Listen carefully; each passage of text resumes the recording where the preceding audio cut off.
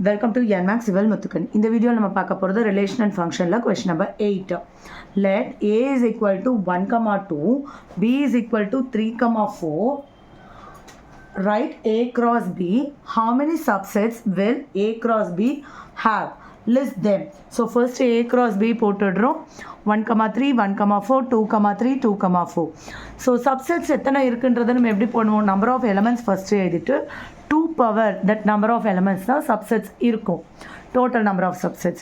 So நம்ம subsets list பண்ண சொல்லியிருக்காங்க.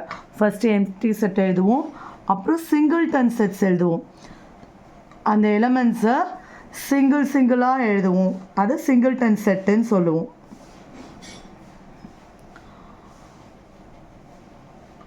நெக்ஸ்ட் இப்போ 2 எலிமெண்ட் செட்டாக எழுதுவோம், அதாவது 1, 3, 1, 4.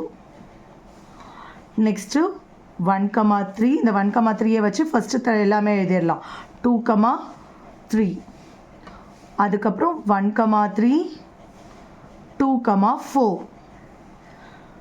நெக்ஸ்ட்டு இந்த 1, 4 வச்சு 1, 4, 2, 3, 1, 4, 2, 4, 2, 3, 2, 4. இப்போ 3 element set. 3 element set na 1, 3, 1, 4, 2, 3.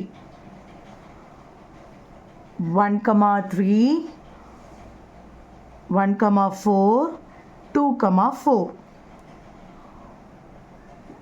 1, 4, 2, 4, sorry, 2, 3, 2, 4.